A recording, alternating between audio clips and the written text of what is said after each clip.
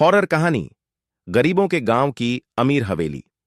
देश के सबसे गरीब गांवों में से एक था चंदनपुर। कच्चे घर, टूटे दरवाजे और शाम होते ही बुझ जाने वाली जिंदगी। लेकिन इसी गांव के बीचों बीच एक चीज ऐसी थी जो इस गांव से बिल्कुल मेल नहीं खाती थी। एक बहुत बड़ी आलीशान हवेली, सफेद दीवारें, ऊंचे गेट और चारों तरफ लोहे की बाड़। गांव में लोग भूखे सोते थे और हवेली में रात भर लाइट जलती रहती थी।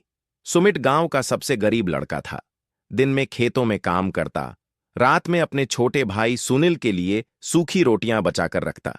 सुनील अक्सर पूछता, भैया, उस हवेली में कौन रहता है? सुमित हर बार जवाब देता, जो भी है, हमसे अच्छा ही होगा। लेकिन सच इतना सीधा नहीं था। एक दिन गांव में एक नई कार आई। कार से उतरा गौराव। महंगे कपड़े, घड़ी और आंखों में अजीब सी ठंडक। वही हवेली का मालिक था। उसने गांव वालों से कहा, मुझे एक नौकर चाहिए, रहना खाना सब मुफ्त। गांव के लोग डर गए। कोई आगे नहीं आया। लेकिन सुमित ने कदम बढ़ाया। गरीबी डर से बड़ी थी। हवेली का गेट बंद होते ही हवा बदल गई। अंदर बहुत शांति थी, लेकिन वो शांति सुकून वाली नहीं थी। गौराव ने सुमित से कहा, रात में तीसरे माले पर मत जाना। सुमित ने सिर हिला दिया।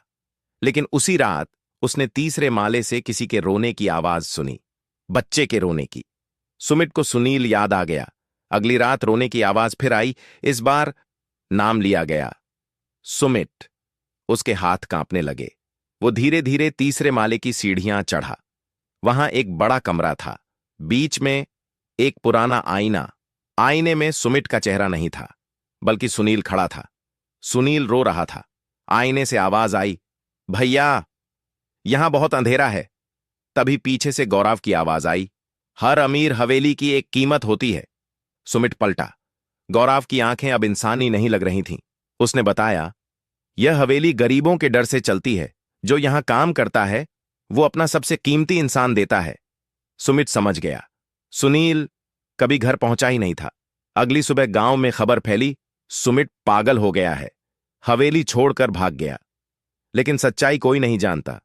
आज भी जब हवेली के पास से कोई गुजरता है, तो तीसरे माले के आईने में एक बच्चा दिखता है और उसके पीछे एक आदमी खड़ा रहता है। वो आदमी सुमित है और हवेली अब और अमीर हो चुकी है।